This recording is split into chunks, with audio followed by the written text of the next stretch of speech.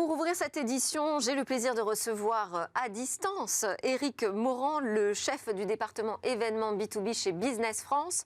Bonjour Éric, merci d'avoir répondu à notre demande d'interview concernant cette délégation française qui va partir à Las Vegas début janvier, donc pour ce grand show mondial de l'électronique, mais enfin maintenant on va dire de la tech, grand public qui se joue chaque année. Alors, on ne connaît pas encore précisément quelle sera la dimension de cette édition, puisque ça n'a pas démarré. Mais enfin, c'est généralement le lieu où se montrer, le lieu où briller. Cette délégation, vous nous dites qu'elle va embarquer plus de 200 startups, c'est ça, cette année, pour janvier 2023 ? Oui, tout à fait. Bonjour Delphine. L'édition 2023, en effet, se présente très bien. On est quasiment à un mois d'événements, un peu moins en réalité. Et on reviendra vraiment complètement au niveau pré-crise, parce que c'est vrai que les deux dernières éditions ont été en 2021 en 100% digital. En 2022, ça a été une édition où la French Tech est revenue de très belle manière, mais qui a été touchée évidemment par Omicron. Donc c'était une édition en demi-teinte, on peut dire. Là, tous les signaux se tombent au vert. On a une très belle délégation qui se prépare depuis des semaines. On aura autour de 200 entreprises. 170 sur la zone vraiment dédiée à l'innovation de ce salon qui s'appelle l'Eureka Park et dédié aux jeunes startups qui présentent de nouveaux produits.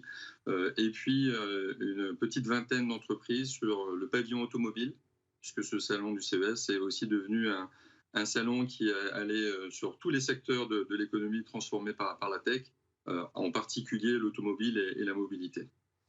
Alors, on parle de 2200 exposants, 175 000 visiteurs de manière générale sur le CES de Las Vegas. Alors, en termes de délégation étrangère, en général, on était les champions, nous, en France.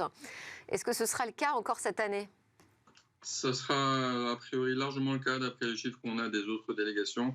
Bien sûr, les Américains sont un petit peu à part puisqu'ils jouent à la maison et il y a évidemment une très forte présence américaine. Mais sur l'Eureka Park en particulier, la France sera de loin la première délégation, très bien située à l'entrée de cette zone qui attire toujours beaucoup de monde, beaucoup de médias évidemment, de décideurs, de grands groupes qui viennent justement finalement humer les innovations de ce salon qui donne toujours un peu le là de tout ce qui va se passer dans l'année qui débute. Alors justement, déjà en regardant qui part avec vous, avec Business France, pour ce CES de Las Vegas, on va déjà voir quelles sont les premières tendances de cette édition, les principales technologies sur lesquelles vous misez finalement, celles que vous voulez montrer au monde. Alors vous nous avez parlé d'une délégation, une petite en tout cas représentation d'une vingtaine d'entreprises autour de la voiture intelligente, la voiture autonome. Qu'est-ce qu'on peut détacher d'autre comme grande tendance aujourd'hui ? Alors, comme grande tendance, on a d'abord tout ce qui est intelligence artificielle, robotique. D'ailleurs, une des entreprises de notre délégation a obtenu un Innovation Award, même ce qu'ils appellent le Best of CES. C'est une entreprise qui fait des petits robots qui analysent les canalisations. Donc, c'est des canalisations d'eau notamment, et c'est une très belle innovation. On a donc également tout ce qui est santé et bien-être, avec plus d'une trentaine d'entreprises qui seront présentes dans ce secteur, ainsi que tout ce qui est autour de la green tech, bien entendu en y mettant un peu la mobilité, puisque la mobilité qui est présente en effet au CES, c'est plutôt une mobilité verte et beaucoup de voitures électriques, comme vous l'avez dit. Donc ça, c'est les principales tendances, en plus bien entendu de ce qui fait le cœur du salon, tout ce qui est entertainment, maison connectée, ville intelligente. Et en termes de régions, à peu près toutes les régions de France seront représentées dans cette délégation française ? Tout à fait, c'est un point important que je n'ai pas mentionné, en effet. Nous, on fédère une délégation avec à la fois des entreprises que l'on sélectionne via un concours, une sélection nationale, mais également une délégation composée de start-up d'une dizaine de régions. Donc vous voyez, presque toutes les régions sont présentées. Les plus importantes délégations étant à mettre au crédit des régions Île-de-France, Nouvelle-Aquitaine, Auvergne-Rhône-Alpes, Occitanie et région Sud. C'est vraiment utile de se déplacer sur ce CES parce que ça coûte très cher comme voyage, faut le dire. C'est pas un petit salon. Quel est l'attendu ? Voilà. Qu'est-ce qu'on attend comme retour quand on part sur ce CES, quand on s'y prépare pendant de longs mois ? Alors c'est vrai que c'est souvent une question qu'on a. Ça coûte cher, mais en effet, la plupart des entreprises, beaucoup de startups, la plupart des startups essaient de revenir une deuxième fois, une troisième fois lorsque c'est possible, parce qu'il y a des règles strictes pour les startups. Mais c'est à la fois un événement qui permet pour une startup finalement de tester en live sa solution, d'avoir des retours de la part d'investisseurs, d'avoir des retours de la part des médias qui sont présents, de clients potentiels partenaires venus du monde entier. C'est ça qui est incroyable. En quelques jours, en tout cas pré-Covid, on espère que ça sera le cas en 2023, on peut rencontrer voilà, des Japonais, des Américains, des Brésiliens, des Allemands, des Français. Et tout ça, ça permet vraiment aux startups de faire évoluer leurs produits, parfois de passer d'un modèle B2C à un modèle B2B. On a beaucoup d'exemples comme ça. D'avoir bien entendu des retombées presse inestimables pour finalement très peu cher, hein, quelques billets d'avion et des chambres d'hôtel. C'est un petit budget, mais par rapport aux retombées médias, c'est vraiment très utile.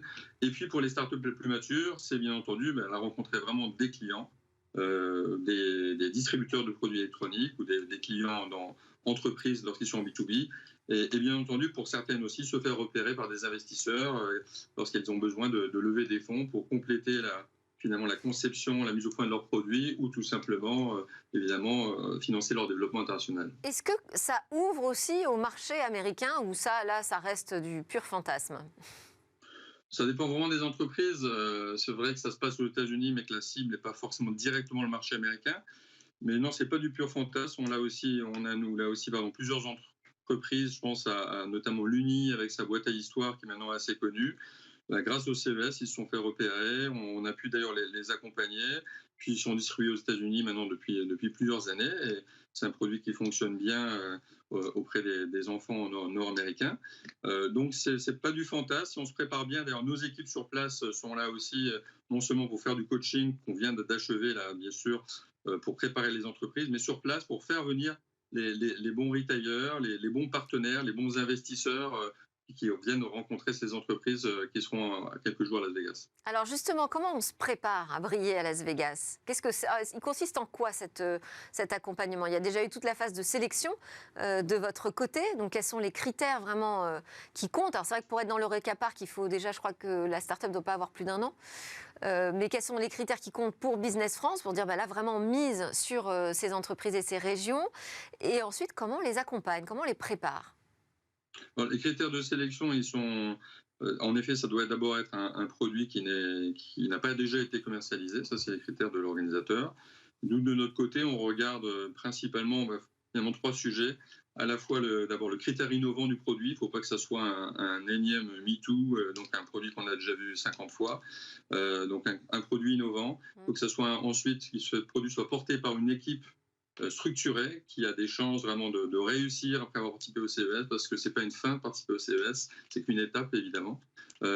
Et ensuite, il y a ce qu'on appelle le time to market. Voilà, est-ce que c'est le bon moment pour eux d'aller au CES, de dévoiler déjà un produit ou un prototype très avancé?